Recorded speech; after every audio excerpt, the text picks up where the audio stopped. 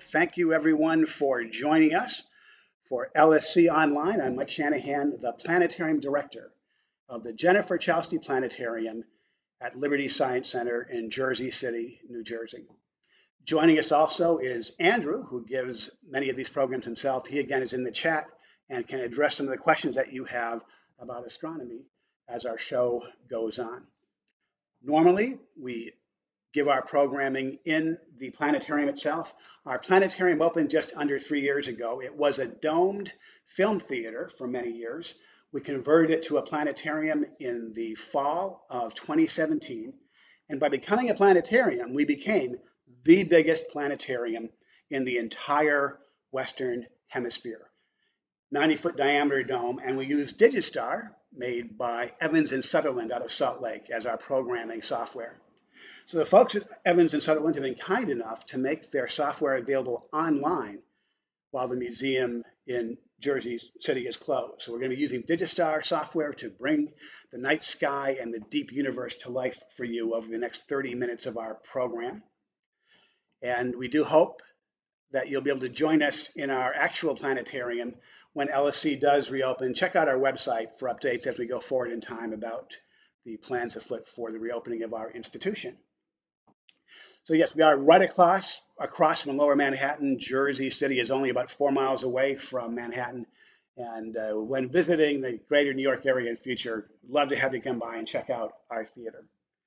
So also we do a whole range of programming here. So go ahead and look at LSC in the house for all the other programming that we have to offer.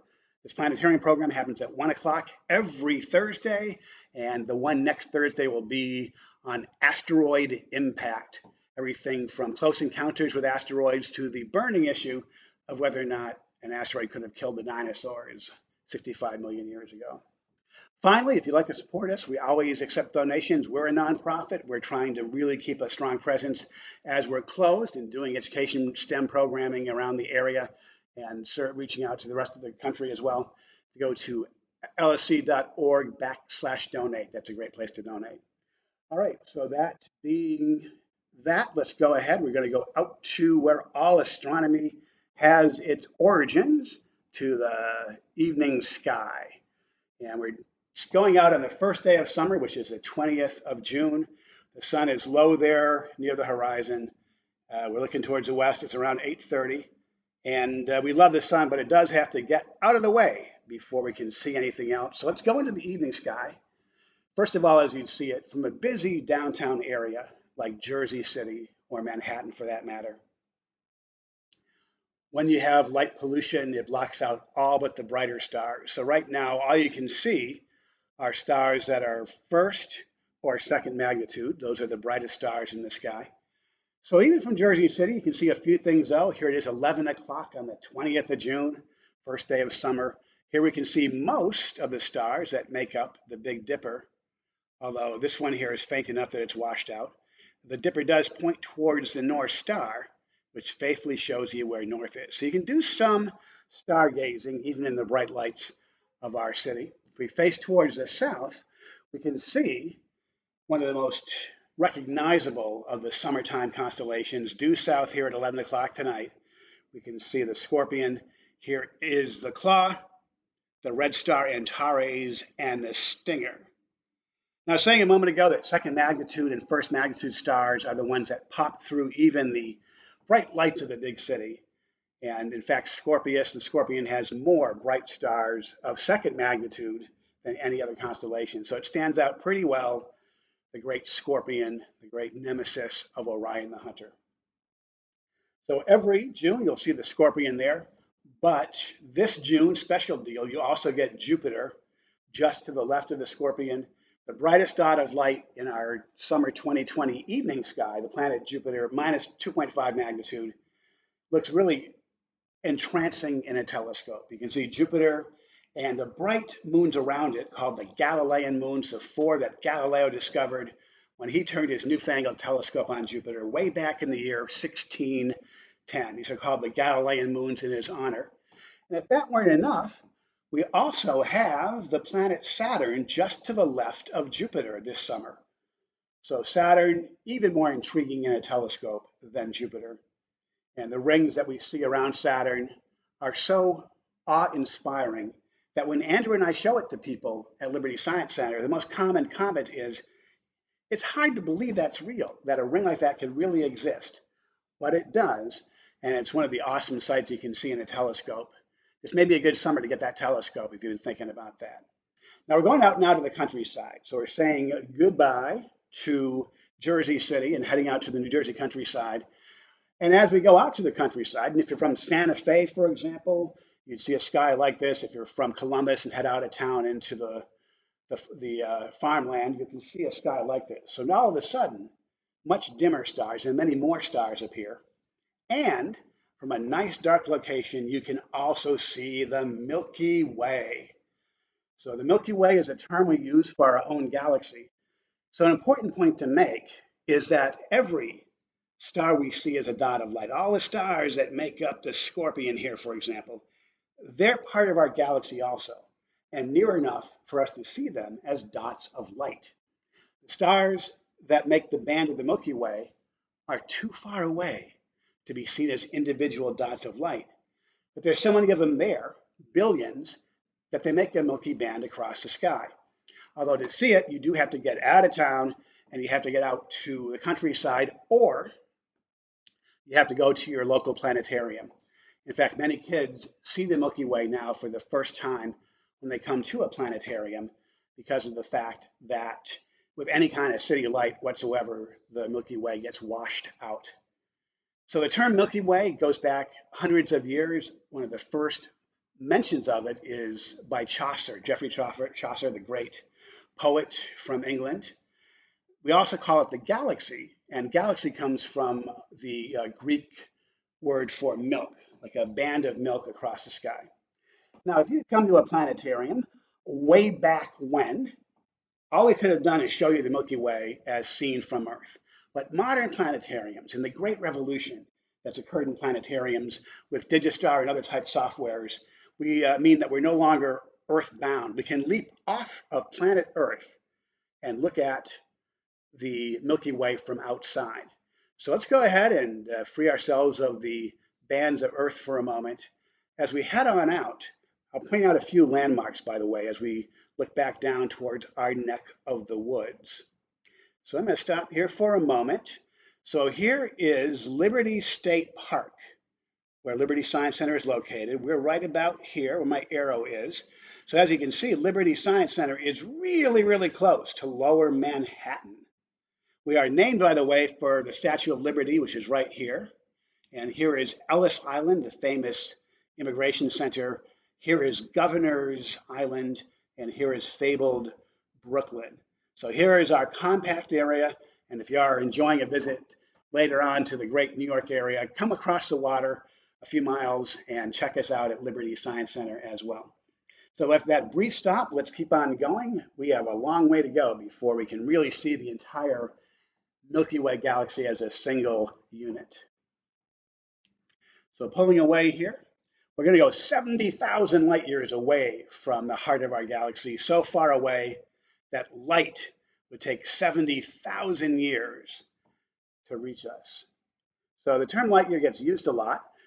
Light year, actually, so light travels 186,000 miles every single second, or 6 trillion miles a year. And so even at that great speed, it would take light about 70,000 years to go from the center of our galaxy to where we're standing now. Our entire galaxy here is about 100,000 light years across. So traveling across our galaxy at 186,000 miles a second, 6 trillion miles a year would take that long, 100,000 years to cross our entire galaxy of roughly 200 billion stars. Now let's go ahead and mark where home sweet home is located, looking back towards our galaxy.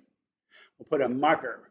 So not only is the sun and the earth located here, but every star we see as a dot of light, like the ones that make the Big Dipper and the Scorpion, are located inside of this little part of the Milky Way.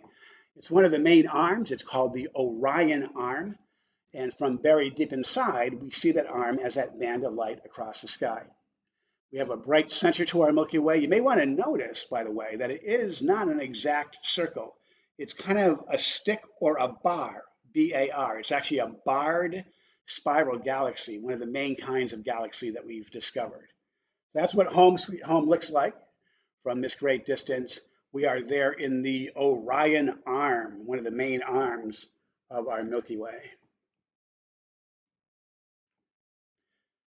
So I see a couple of questions about black holes. We have a whole show on black holes. We'll talk a little bit of black holes later on in our show today as well.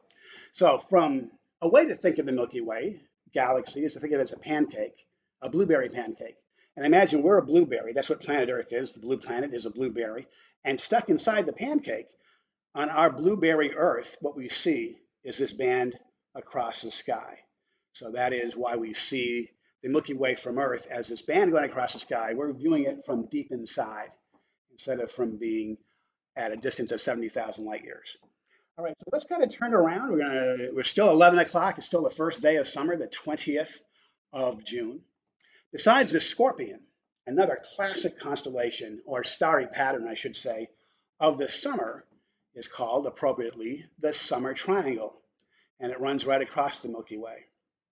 So three bright stars that are pulled out of three separate constellations make the triangle, the stars Vega and Altair and Deneb.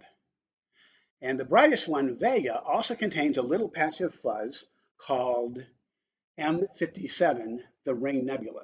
So if you have a small telescope and look around the sky, there's many little fuzzy patches all over the sky that look like maybe broken off little bits of the Milky Way.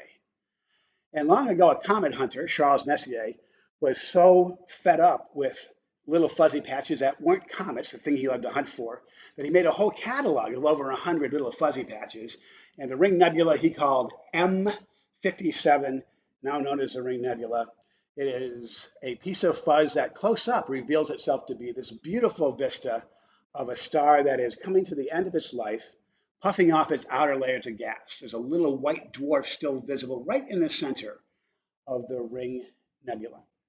The Ring Nebula is just about 2,000 light years away. So it's definitely in our own neck of the woods, and it takes light about 2,000 years to get from the Ring Nebula to our eyeballs. Very much a piece of our own Milky Way galaxy.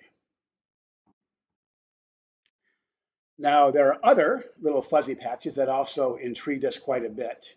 And one of those other fuzzy patches is visible later in the evening here. So we're going to go into the night to about 3 o'clock in the morning here. Now it's the 21st of June because we've actually gone past midnight. And as we look towards the sky over in the east at 3 o'clock in the morning, here we have the Great Square of Pegasus. You may probably see how it's seen as a square. Maybe a little harder to visualize it as a flying horse, although if we put an outline on, you may be able to see it maybe as a horse. And the Great Square shares one star in common with Andromeda the Maiden. Here is the head of the maiden, her waist, her shoulders, her waist, and her knees. So Andromeda and Pegasus join together there. But we're not really concerned about Andromeda so much as we're concerned about the Andromeda Nebula that is just above the waist of Andromeda. At least that was the name they used for it until the 1920s. Another fuzzy patch, M31 in the Messier catalog, that intrigued scholars, scientists, astronomers, and they wondered, is it part of our own Milky Way galaxy or beyond it? And it was really hard to resolve that issue for decades upon decades. And to solve that issue, it involved in part going to the southern hemisphere. So we're saying goodbye to the great Northeast and heading to Peru. So Harvard College, it was called in the 1890s, actually established an observatory in Peru to examine the sky from the southern hemisphere, high up in the mountains, dark sky, and also some parts of the sky that are not visible from the northern hemisphere, at least not as far north as, for example, Cambridge, Massachusetts, where Harvard is located. So here's the sky as you'd see it from Peru.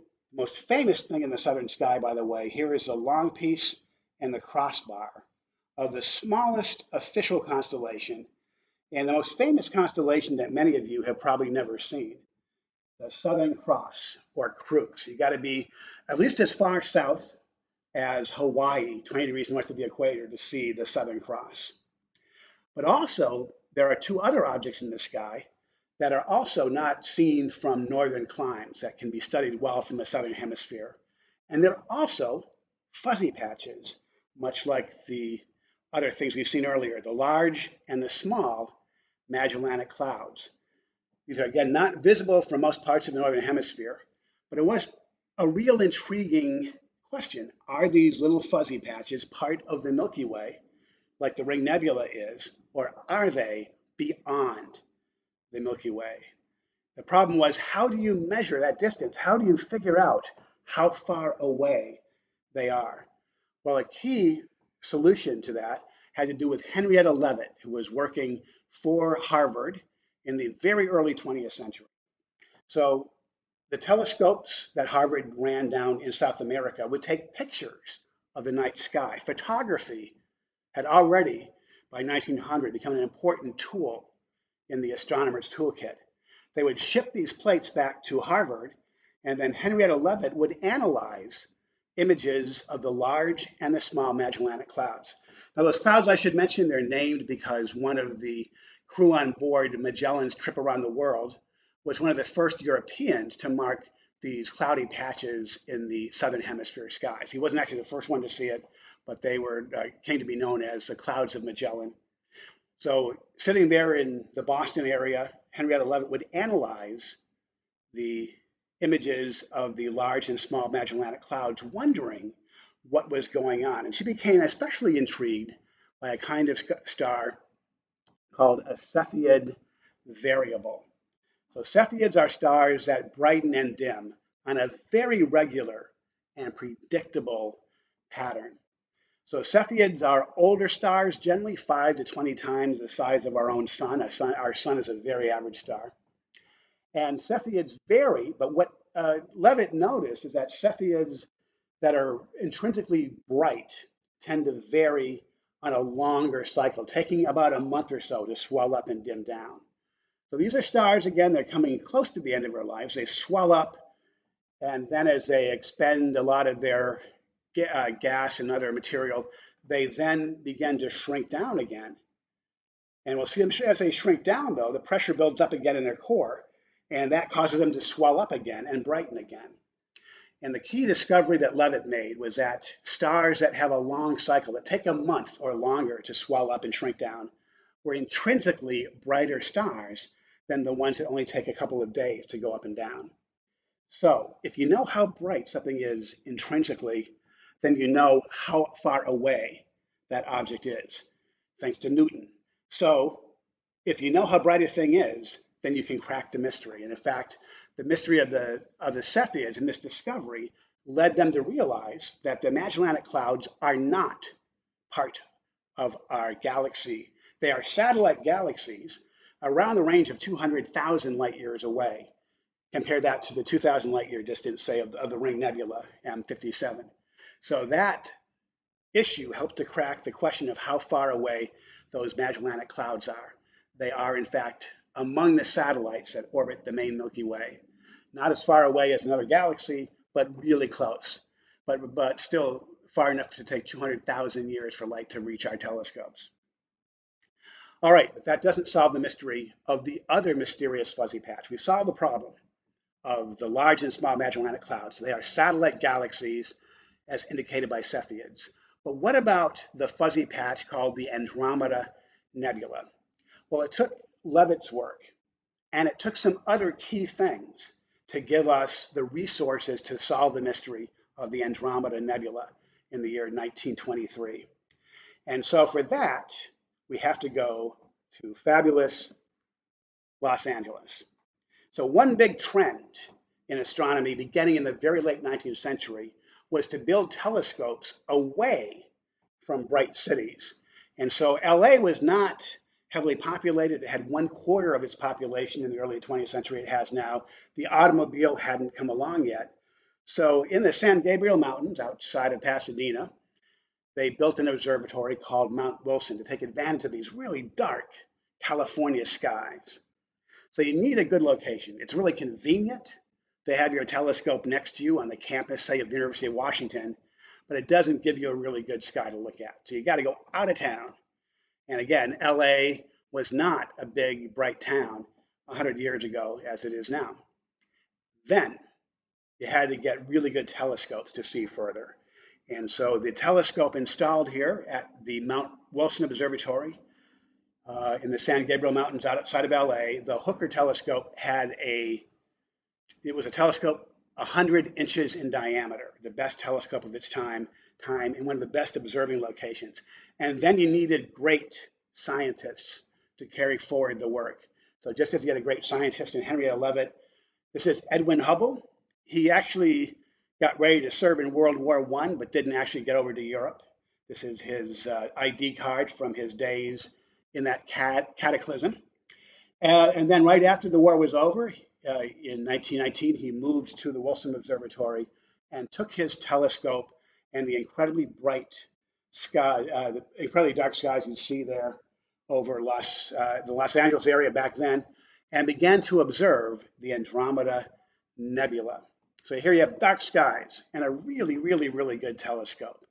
And he was able to resolve the mystery with that combination. So here is how the mystery was solved. So here is Andromeda. And he was able to observe a Cepheid variable. So up here we have two lines, one bar, another bar, and in the middle was a star that Hubble had noticed.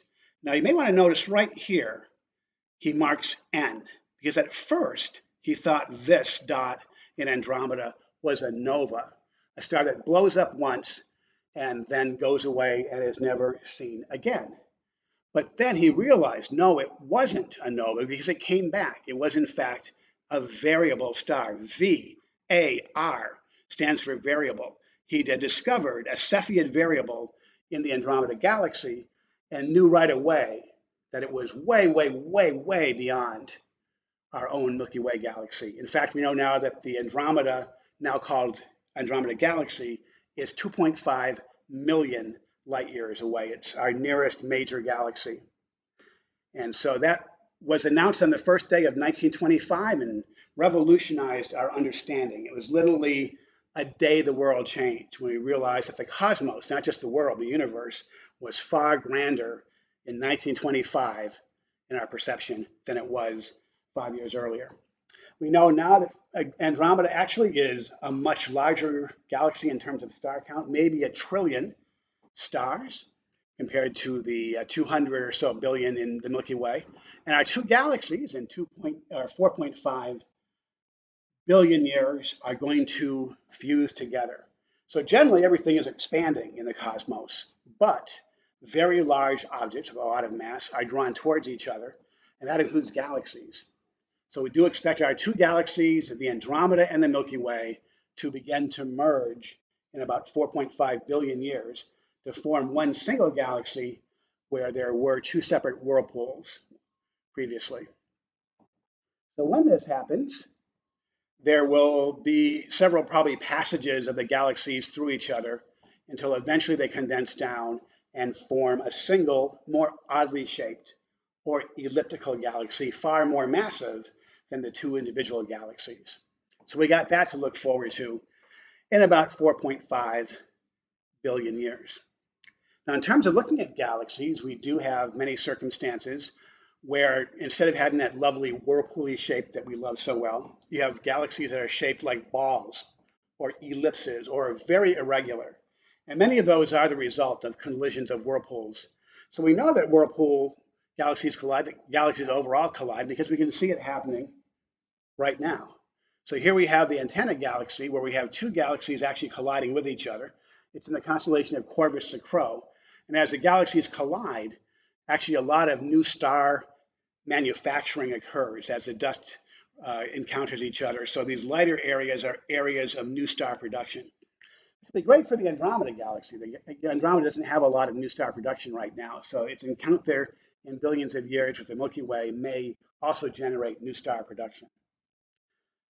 Now also, in terms of galaxies colliding and forming big galaxies, so we've seen some beautiful galaxies. This one is not a thing of beauty or a joy forever to the naked eye or to a good telescope, but it is one of the biggest galaxies near us. It's called M87, that's its Messier number, and it is a result of previous galaxies fusing into this galaxy of trillions of stars, at least 3 trillion, so at least several times larger than even Andromeda, which is 4 or 5 times more stars than our Milky Way has.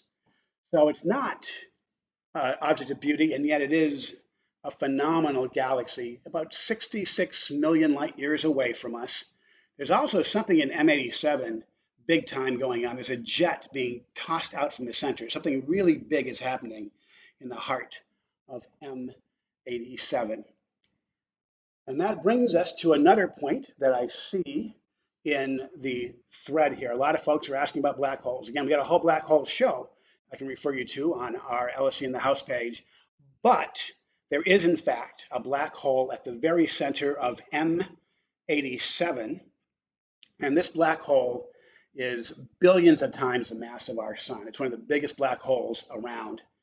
And the other thing about this black hole is that it had its 15 minutes of fame last April. So about 15, 16 months ago, it was in one of the most famous astronomical pictures ever taken. It was the first black hole to have its picture taken. So the Event Horizon Telescope was able to show us the black hole at the heart of this galaxy, which again is called M87. And this black hole and its surrounding disk has appeared all over social media and was the first black hole ever to have its picture taken. And this picture was released again only in April of last year. So we know actually that almost all big galaxies have black holes at their center. They're called supermassive black holes, not the garden variety that are strewn around a galaxy. At the heart of almost every big galaxy, there is in fact a black hole. So, well, what about our own Milky Way galaxy? Well, we too have a black hole at our heart. Not as big as the one in M87. It's only 4 million times the mass of our sun, not billions of times. But it's a good-sized black hole. So here's our Milky Way again. Here is the Scorpion we saw a moment ago. Here is Sagittarius. Between the two constellations, we have the heart of our galaxy. And we're going to fly right into the heart. This is based on content and imagery assembled by the European Southern Observatories, who do a lot of great work.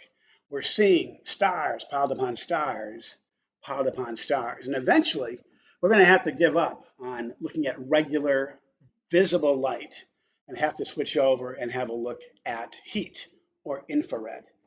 Before we come to that point, though, it's going to get lovelier and lovelier and more packed with stars.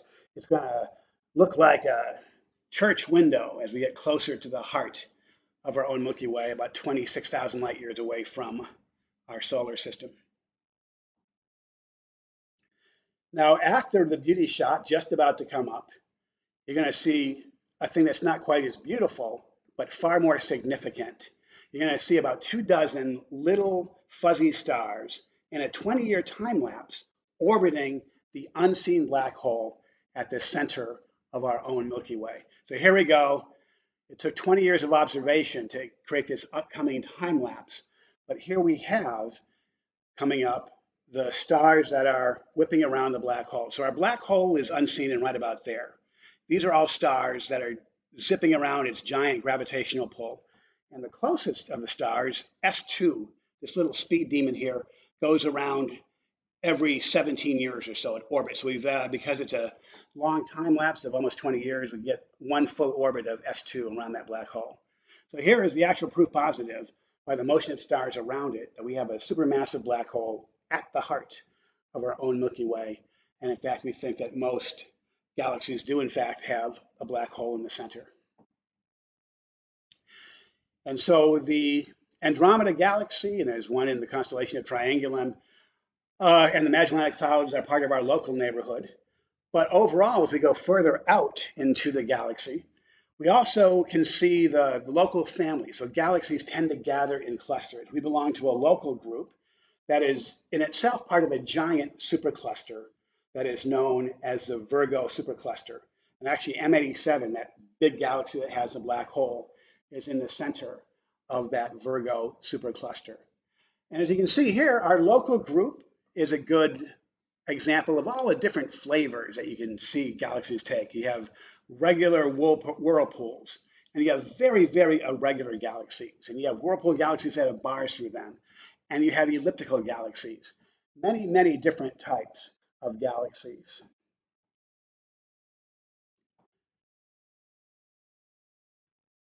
So here we are looking at sort of towards the end there. So we talked a moment ago about the use of Cepheid variables to figure out how far away the nearby galaxies are. But Cepheids are only individual stars that flare up and shrink down and can't be used as a measure if you're trying to figure out really distant galaxies. And I did want to mention, as we're in a moment, we're going to be looking at another galaxy called M96. And local research was involved in observing this galaxy in Leo of Lion, another beautiful galaxy here, about the same size and shape as our own Milky Way. So in M96, in the year 1998, we actually observed a star explode in a supernova. So when a star blows up, it becomes far brighter than any normal star, including Cepheids, is normally. And so we can actually sometimes see stars explode in nearby or even fairly distant galaxies. So M31, they're about 31 million light years away. They saw the star explode in 1998. And this was a special kind of supernova. To have a type 1A, which this is, you need a white dwarf star and you need a companion star. And the white dwarf here in the center eats away at its companion. Now these white dwarfs remain stable, but they're getting bigger as they devour their neighboring star. So when they hit 1.4 times the mass of the sun, they explode. At the same point every time, 1.4 solar masses, they explode. And because we know how massive they are when they blow up, 1.4 solar masses, we know how bright they are intrinsically, much as we know how bright Cepheids are based on how long it takes them to do a cycle. And so this gives us another candle to measure distances out to the distant galaxies. And Dr. Jha at Rutgers gave a lecture at our dome last April talking about the research of his team and looking at this supernova and getting a more precise estimation of how far away distant galaxies are, such as, for example, that galaxy M96. His work also suggested that things are further away than we thought and are moving faster. And also, it looks from that research like there's not going to ever be a big crunch of galaxies collapsing back together as a reverse of the Big Bang. And for that work, actually, Dr. Jha and his team won the Nobel Prize in Physics right here at Rutgers, research being done here at Rutgers. Okay, so to wrap things up, let's go back to our Milky Way. The same perspective, we're about 70,000 years away, light years away. There is that bar in the center. And as we pull away, we began to see very quickly that what we thought was a single galaxy 125 years ago, we now know is just one of probably now 2 trillion known galaxies. They had to revise upwards the count of galaxies about 20 years ago. So probably 2 trillion galaxies, each one having around 200 billion stars, as does our Milky Way. So the number of stars in the universe is somewhere up around a quadrillion. In other words, more stars than there are sands on Earth. And the final shot here, which we often use as a grand finale for our planetarium shows at Liberty Science Center, we are now showing you every galaxy we've ever discovered from Earth. So this observation being made either from Earth or low Earth orbit, the dark areas here, these aren't areas of no galaxies. These are the 2 areas where our own Milky Way has blocked our view of the stars, the galaxies beyond. So that's the only reason why there are dark patches there. But this is it so far, the 2 trillion galaxies that we know of so far in the universe, from little ones of 1,000 stars to ones that contain 100 trillion, from ones that are in our neighborhood to ones that are almost to the actual edge of creation. It's a fascinating field, and it's also one that's evolving dramatically as we learn more with all of our great new tools, from space telescopes to more sophisticated ways of ground-based observation that carry on the work of Henrietta Leavitt and Hubble and others to better understand our galaxy. So that is our program. Thanks for joining us, and we'll stay around for a while to answer a few questions that we have in the chat as well. Come back and join us again next Thursday at 1 o'clock for our show about asteroid impact. So Carrie's wondering what a supernova is. So a supernova is a kind of star, a more massive star, who at the end of its generally short life of a few millions of years explodes and scatters its remains across space. So the type 1A supernova is a kind of supernova. Our star is not big enough to become a supernova because you need to be quite a bit more massive than our sun to go in a big explosion. We're going to go the same route as the ring nebula we saw earlier, quietly puffing off our outer layers of gas.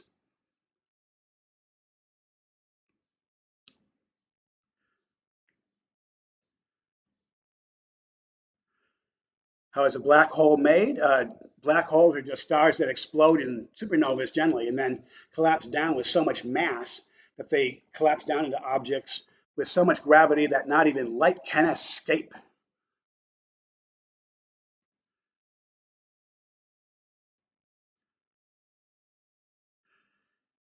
Someone is saying, yeah, the life cycle of the star can be complicated, although really your fate as a star depends on one thing: how much stuff, how much mass you have when you form. So little stars go through long lives and sort of end peacefully, like our sun will do in 5 billion years. Big stars burn through their matter quickly and then wind up exploding in supernovas.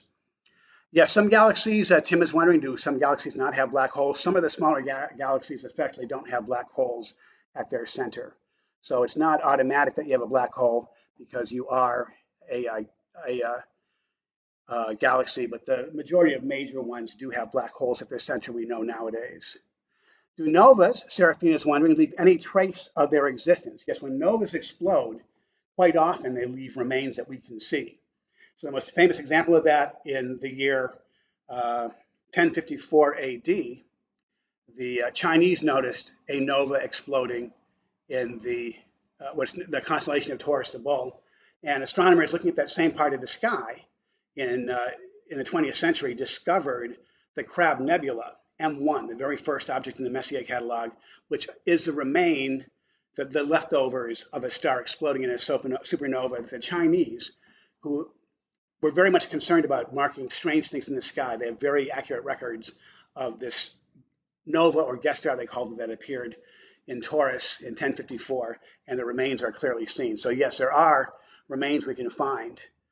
What would happen if the planet gets sucked into a black hole? Victoria is wondering. So the planet would be slowly stretched out as it got closer and closer. Spaghettified is what it's called before it vanishes. Although if the sun, for example, was to become a black hole, it would get cold here on Earth because there'd be no heat from the sun. But if you're not near a black hole, it's not going to actually suck you in, right? So you have to be pretty close to it for that to become a concern. That's another question we do get, is what would happen if the sun became a black hole?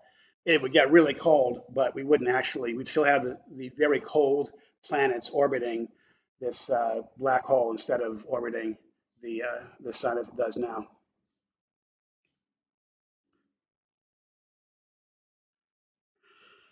And yes, Veronica's wondering, for all the galaxies that have been discovered, were there black holes in every one? The majority of galaxies have black holes. Not all of them do, but it seems to be a real common thing that you get if you're a large galaxy, is you get to have a black hole there in the center. Ellen is wondering, how many galaxies have we found? Ellen, that's a great question, because if you asked me 20 years ago when I was starting my career in this field, I would have said, oh, you know, there are probably billions of galaxies, but recent observations suggest that there's actually 2 trillion galaxies in the known universe. So the number has gone up big time.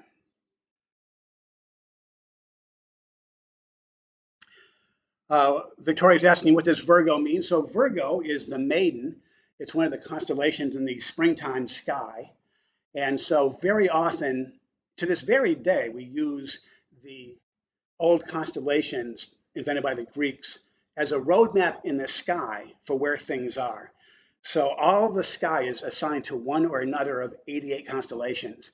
And the constellation of Virgo the Maiden contains many of the galaxies that are a part of our local group of galaxies. And that's where you find M87, for example.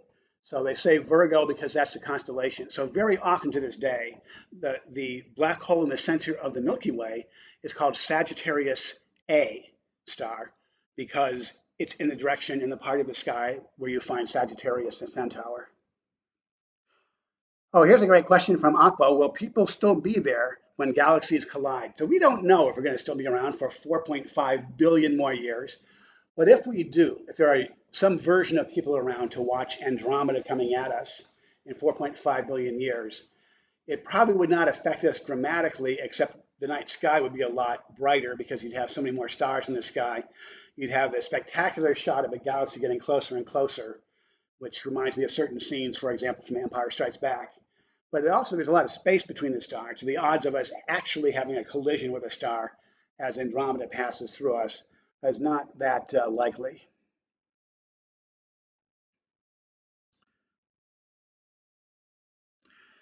So Aram is wondering about black holes, black holes colliding. So if black holes collide, so we've been able to actually observe using a brand new observatory called the LIGO observatories. It's based both in Washington State and Louisiana. We've actually now recorded the collisions of black holes. And black holes, when they collide, which they do, because things that are massive, be it galaxies or black holes, are going to be drawn to each other. So when black holes collide, they generally form a larger black hole. So if three black holes collide, you'll wind up with an even bigger black hole. It's the same as with galaxies. If you have three galaxies collide, you're going to wind up with a really big galaxy. So galaxies, the question is, why are galaxies tilted? They're not always. It's just we tend to feature in our beautiful coffee table books of galaxies the ones that we see either tilted or edge, or where we see them straight as a whole pinwheel, because it's more, you can see more about the galaxy, and it's more of a beauty shot if you show galaxies that you're viewing straight on or at a nice little angle. For galaxies that we view sideways, we can see them. It's just not as much information and not as interesting as is the case if you have actually a nice straight-on shot of a galaxy.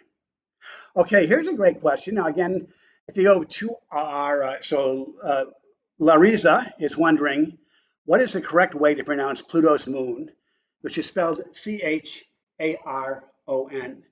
Now, I have always, as someone who is almost a classics major, pronounced that character Charon, Charon. Charon was the ferryman who took the souls of the dead over to the underworld in mythology. However, the astronomer who discovered this large moon of Pluto called Charon, he named it Charon and pronounced it that way because his wife's name was Sharon. So as a homage to his wife, he prefers the pronunciation Charon for that moon of Pluto's that would otherwise be pronounced Charon with a hard C. So that is an interesting little personal note about where pronunciation of an object came from.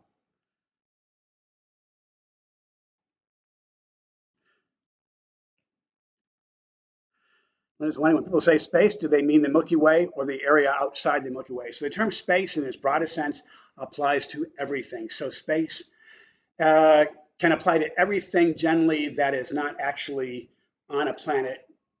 So if you're on Mars and you have its atmosphere, you're not quite in space. But once you're off any planet or moon or asteroid or comet, then anything qualifies with space, going to the very edge of the cosmos.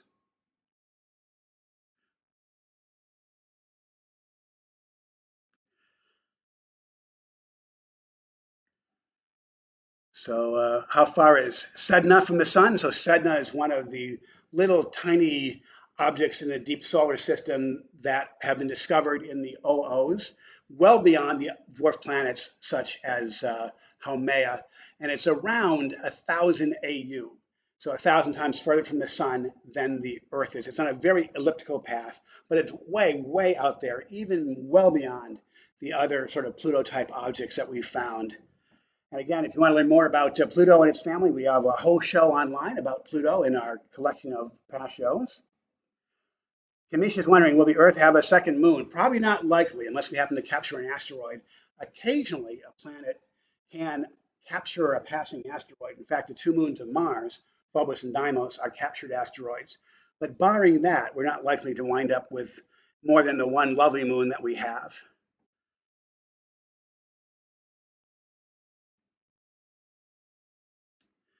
What is the smallest thing discovered in space? Shilpa is wondering. Well, in terms of our current context, the smallest galaxy is a galaxy of only 1,000 stars. It's called Segway 2. That was a nice segue, ha ha ha, and only has 1,000 stars. Of course, if you start looking at the microscopic world, things get smaller and smaller and smaller. But the smallest planet right now, one of the official planets, for example, would be Mercury. And the smallest galaxy is Segway 2, a little tiny, tiny galaxy of a mere 1,000 stars. Josephina is wondering why is Scorpio the nemesis of Orion? So that Orion the hunter was such a great hunter that he was in danger of wiping out all the animals on Earth. And so the gods made a scorpion to put an end to his hunting. So the scorpion killed Orion.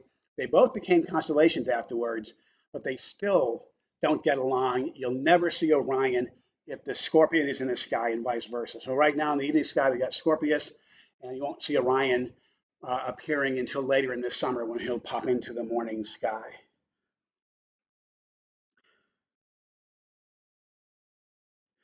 All right, so again, I would encourage you, if you have some other questions, to check out all of our other shows on various topics of space science. We very much listen to your comments and try to design shows around areas that you express interest in. But for now, that's the end of our program. This will be available online within an hour. And again, we have our whole other repertory. Thank you to Andrew and Jeremy who are helping us on this webcast. And do come back and join us next week as well for our next Planetarium live show coming up at 1 o'clock next Thursday on asteroid impacts. And thanks again, everybody.